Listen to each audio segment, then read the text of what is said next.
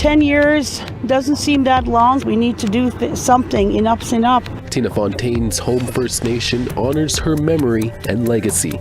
Early results of our investigation have identified some concerning gaps in the processes that exist. Manitoba's health authority apologizes after sending the wrong remains to an Indigenous family. To the people that know, please come forward. And how one family from Moose Factory remains hopeful in finding justice for their loved one.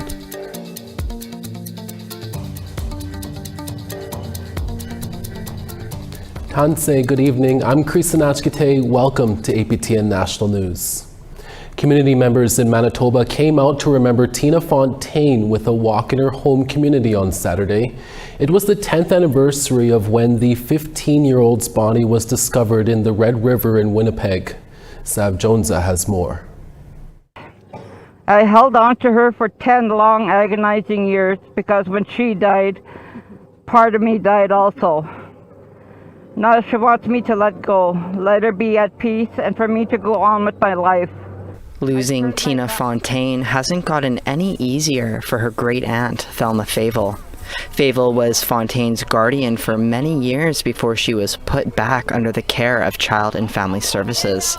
Soon after, Fontaine went missing, her body later found in the Red River near the Alexander Docks in Winnipeg. 10 years after the discovery, Favel says it's now time to say goodbye. You now live in our hearts and our memories, and no one can ever take that away. Bye, Tina.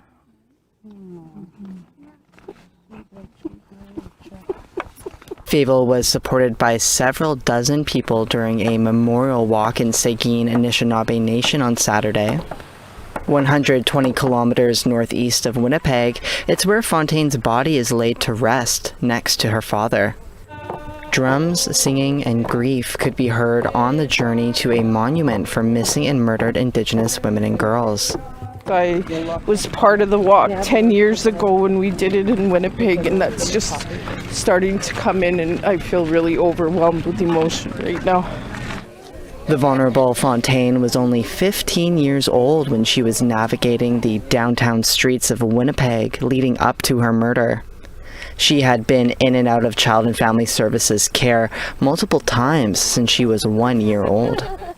Advocates say the CFS system failed her and that changes still need to be made 10 years later. I think it remains the same, although, there is hope with the new child welfare legislation that's federal child welfare. I think, it gives the communities a say of where their children go, which is a good thing, right? They don't end up on the streets like the way Tina was exploited. No one has been convicted in Fontaine's murder. The only man charged in her death was later acquitted and died earlier this year. Fontaine's story sparked the federal government's national inquiry into missing and murdered Indigenous women and girls. 231 calls for justice came out of the report, but family friend Marilyn Kershane says they've gone unanswered. We need to stop these people that are taking our girls off the street and taking them for whatever, whether it's sex trafficking, whether it's for, selling them. We have to stop that. That's our responsibility that we take today. So we need to do that. We need to figure something out. But the only way we can do it is simple. Work with yourself, work with your families, work with your community, work with your nation. Families Minister Nahani Fontaine says it's thanks to Fontaine and the families of MMIWG2S that wider society is even aware of the ongoing crisis. I always say that all of the work that MMIWG2S families did over the last 30, 40 years, it was a slow but very consistent process of planting seeds in the public consciousness that here is this issue. And Tina Fontaine's murder is what unleashed and allowed that to flourish. Minister Fontaine says Seguin and Anishinaabe Nation has the highest numbers of MMIWG2S across the country. A message for the world was shared by those attending the walk. The lives of Indigenous people are sacred and need to be protected. We just have to keep praying that this doesn't happen anymore. It has to stop sometime. And Tina started an earthquake when her body was found 10 years ago today. It was so devastating to hear that she was gone. And I was holding on to her. I was keeping her alive in my heart and in my mind. But today I'm saying goodbye to Tina. Sav Jonesa, APTN National News, Winnipeg. Thank you, Sav. Last week, the family of 44-year-old Keith Shannon Wilson from Pimachikamak Cree Nation was notified by Manitoba Shared Health that the funeral home received the wrong remains. The body was then sent to the funeral services, and the family unknowingly grieved for and buried the wrong person in Norway House in late July. The incident has left the Wilson family in serious shock, and the family will now have to organize another funeral for Keith Wilson. On July 12th, Wilson's body was found in the Jack River near Norway House Cree Nation after he went missing for a month. Manitoba's provincial health authority is now investigating. The wrong body will be exhumed, and the First Nation is seeking a reimbursement.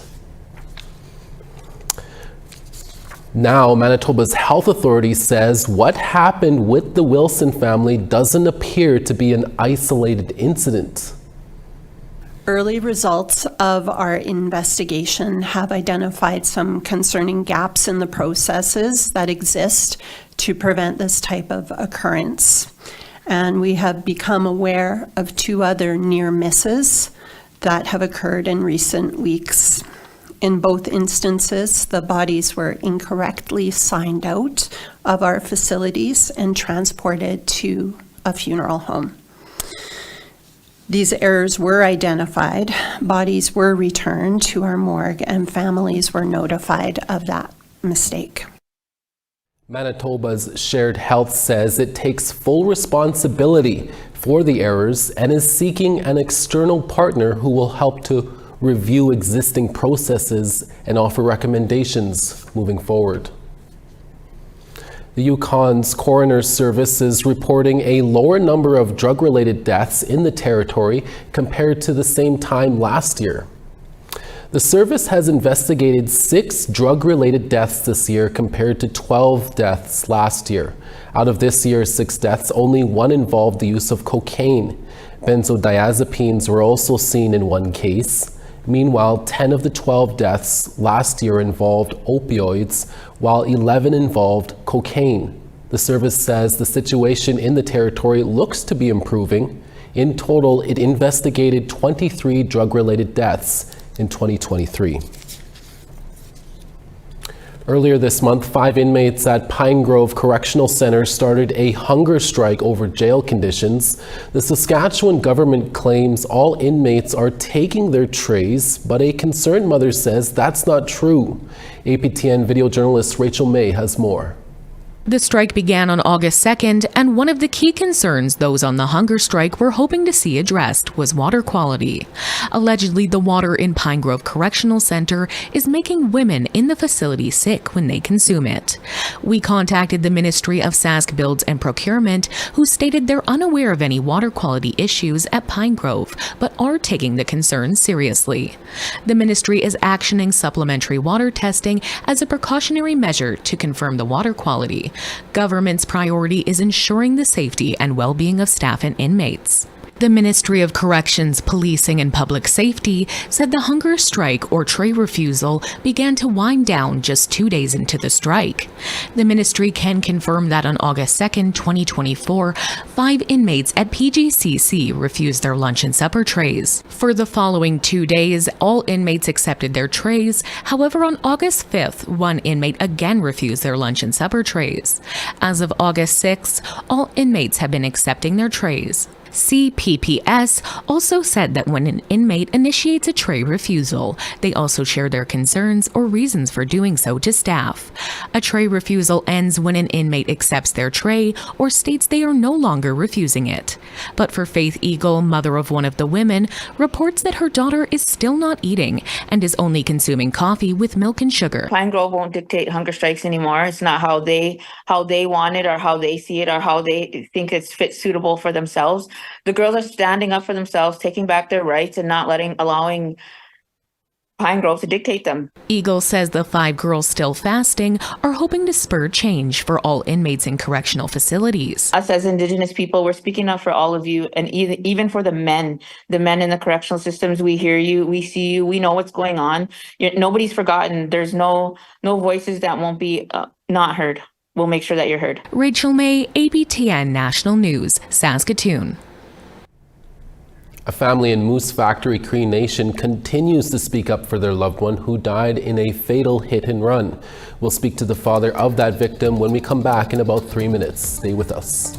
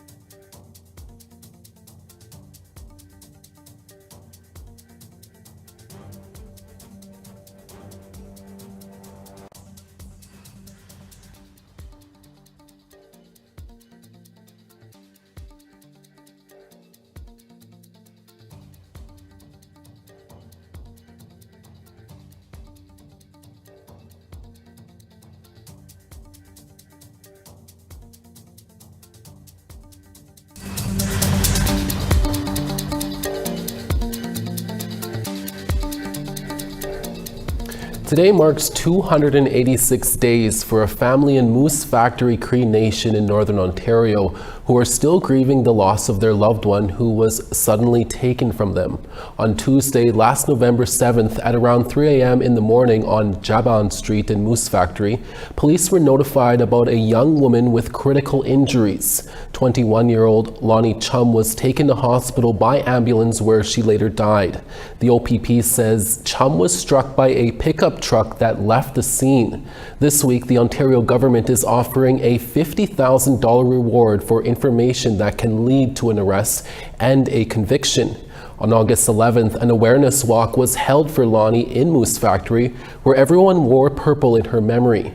Robert Chum, the father of Loni Chum, joins us now to tell us more about the investigation and about Loni.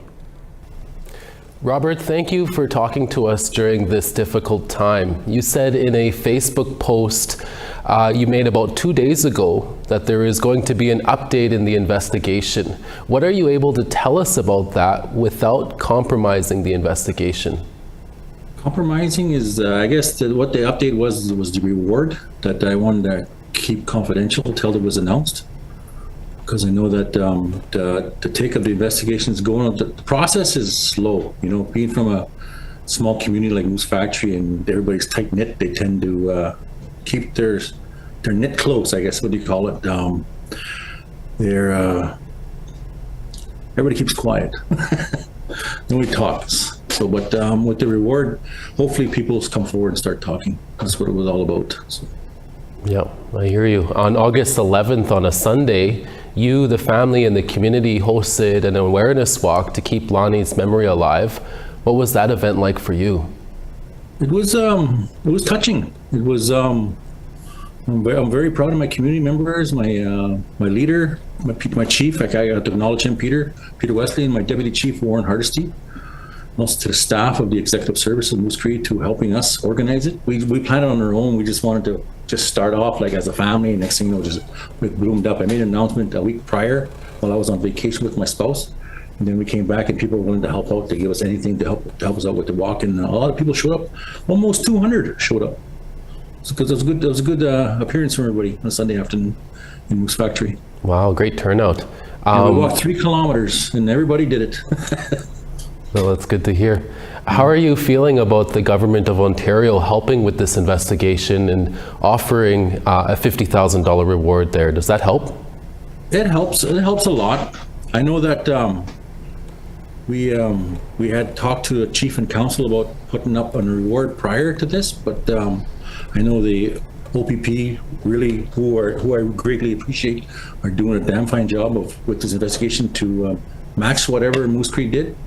So I know that came to $50,000. It came through from them. So I really, it helps out a lot, because I know that, like I said, it's been going on too long, 286 days today, and it's a struggle.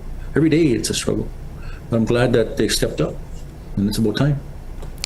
What is your message to those who may know something about what happened to Loni that night? My message to the people that know is please come forward. It's a struggle.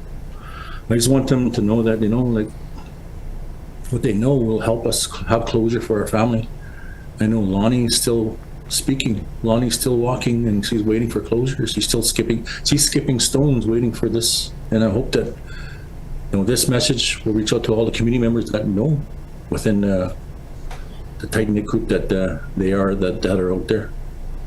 And it's just finding the words today is different because I'm so used to just let my words flow, but it's hopefully that they come forward.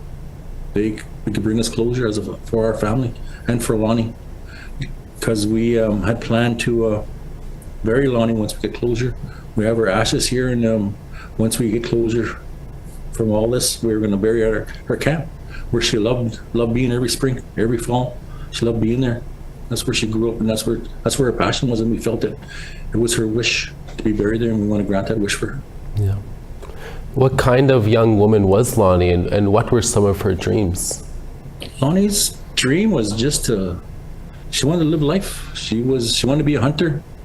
She wanted to live off the land like her dad, my dad, her great-grandfather, our great-grandfather. That's what she wanted to do.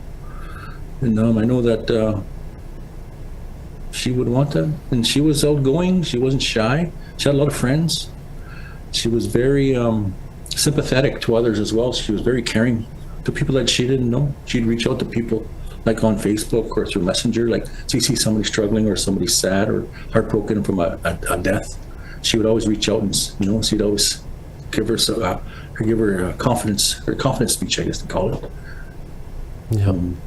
But she was strong. She was my strongest kid. My strongest one. She went through it all. She went through scoliosis surgery at 13. She had a bipolar. She was diagnosed with being bipolar at the same time, but she was a strong kid. Yeah. Like I said, she was one of the Aboriginal girls that was taken tragically on her own reserve. Yeah. Well, Robert, thank you for your time. We'll be thinking of you and the family during this. Thank you, Creason. Thank you very much, and shout out to everybody out there. Thank you. Expect more Indigenous films on the way. That's the consensus after our TR Wheatley met up with a group of Indigenous filmmakers in Winnipeg. That story when we come back. Stick around.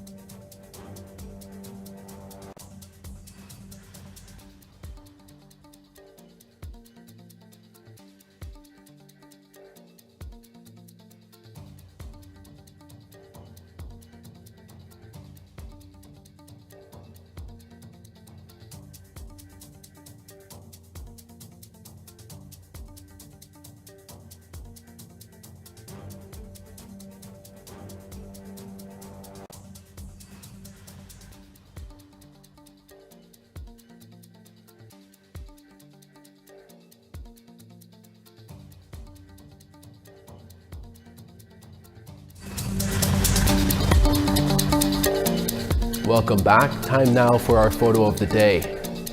Penny sent this ever deadly photo taken by her friend of a barn cat enjoying the end to another day as he's perched on a fence post overseeing his kingdom.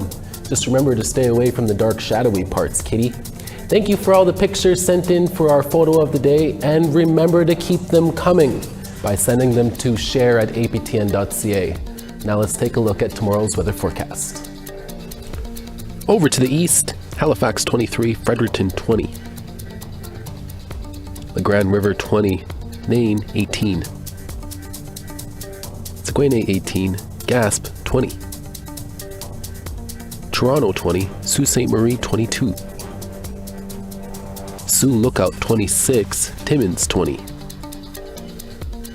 God's Lake 28, Puckatawagan 26. Gimli 29, Dauphin 29 as well. Saskatoon 29, Yorkton 30. Buffalo Narrows 24, Uranium City 22. Grand Prairie 20, Fort McMurray 25, Southern Alberta.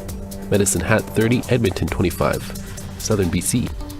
Vancouver 21, Bella Coola 18. Prince George 16, Dees Lake 17. Beaver Creek 12, Watson Lake 18.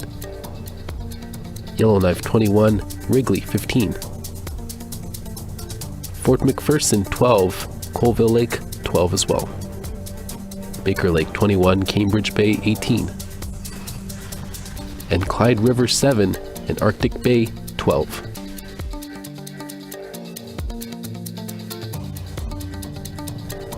A group of filmmakers in Winnipeg is telling Indigenous stories through an Indigenous lens. They meet to motivate one another as they find ways to turn oral history into feature films.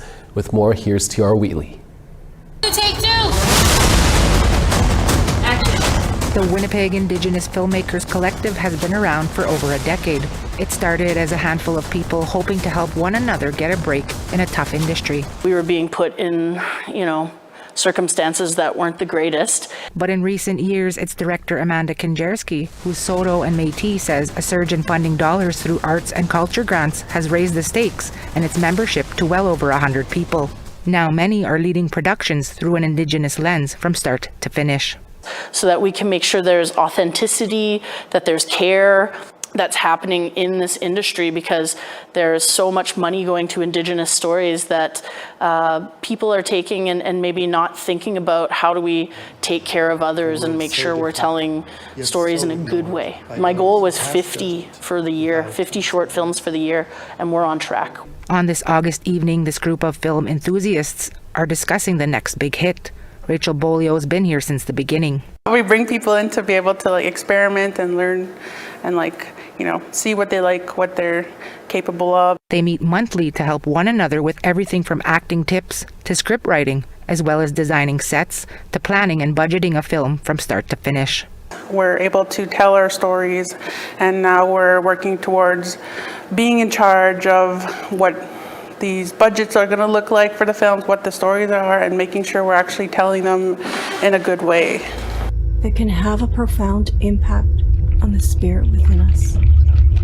Oja Jack is Bolio's first major film. She's directed and produced, and it will soon be seen at festivals. Okay, so I'm proud that I have the language in there, and I'm also proud that the people that were part of it, 80% of filmmakers were Indigenous on set. So having a budget from the Indigenous Screen Office to be able to hire Indigenous filmmakers and Indigenous actors, and just to tell an authentic Indigenous story. Telling Indigenous stories is also something that 20-year-old Kiera Barrett is passionate about.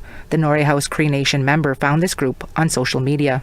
Everyone was super nice and easy to talk to. As the only visible Indigenous person in her studies at CMU College of Makeup, Art and Design in Toronto, she was grateful to find this group when she moved to Winnipeg. Going from no people to there being a whole collective of Indigenous people also doing what I love, it was just exciting, and it was just made me happy and proud, I guess.